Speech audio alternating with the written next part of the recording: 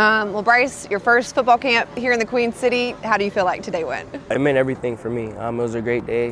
Looks like the kids had fun, which was the most important thing. And it was a lot of fun for me, just being able to be around the community, being able to have fun with everyone, embrace the community it was a great time. And launching your foundation, the Young Nine Foundation, with a focus in mental health, why launch the foundation now and why that cause? I know it's something that means a lot to your family, but why want to base the foundation around it? Yeah, it's something that's very near and dear to me, my heart.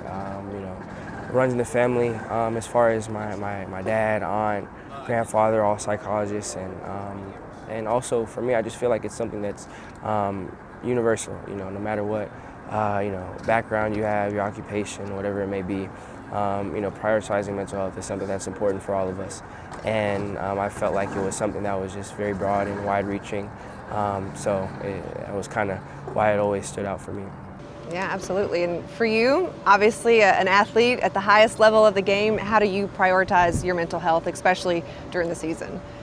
Yeah, for me it's just, it's about balancing, balancing aspects of my life. I'm blessed to be in a situation I am, to have the responsibilities I do and profession I do, but making sure that me being an athlete and the person I am on the field is part of who I am, and making sure that other aspects of my life, I make sure that I prioritize them when I can, have a balance between work and life, and make sure that I'm just trying to be very cognizant of what's going on for me mentally. And I'm grateful to have people around me that I can talk to, that I can go back and forth with, and be able to gauge things off of, so that I'm able to be in the best position so that I can, have success on the field and all other aspects of my life. And it's just that understanding, that knowing that how I take care of myself and my mental health is a direct correlation to the success and everything else. And with your family being so involved in that field, is there something specifically maybe your father Craig shared with you that said, hey, you should try this, or you should do this, or maybe that's just been a part of your life for a long time? Yeah, when I was younger, we always talked about controlled breathing, and it was something that I learned for sports when I was really young, and now I use in all aspects of my life, and something that I'll definitely carry over for probably the rest of my life, and helps me in a lot of situations. So that's definitely something that's been consistent.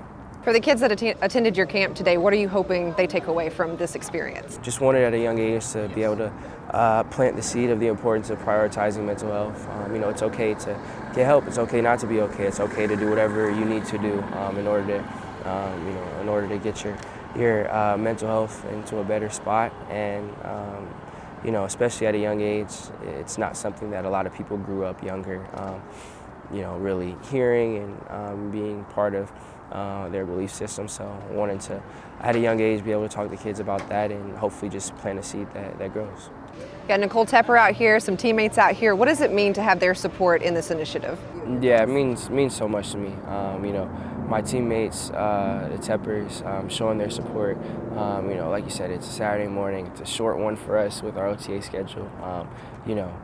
Being able to, you don't have to come out and sacrifice that time, but for them to get out, make the sacrifice, to be here, it really means a lot to me, but also shows just how dedicated they are to the community as well.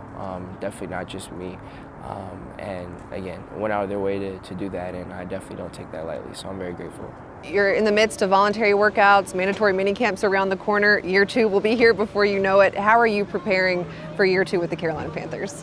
Yeah, it's been just a great opportunity for me to be able to grow, a little different, with just like any other year, there's change, and to be able to embrace that, be able to learn to grow as a person, as a player, and there's been a lot of opportunities for us on and off the field to come together as a team, and I think that's really what OTAs has been all about for us, so it's been a good process.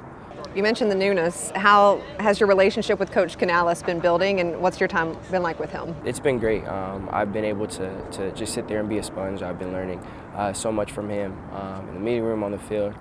So for me, just being new in the offense, it's just my job to learn as much as I can, and it's been great being able to work with Coach Canales and the staff.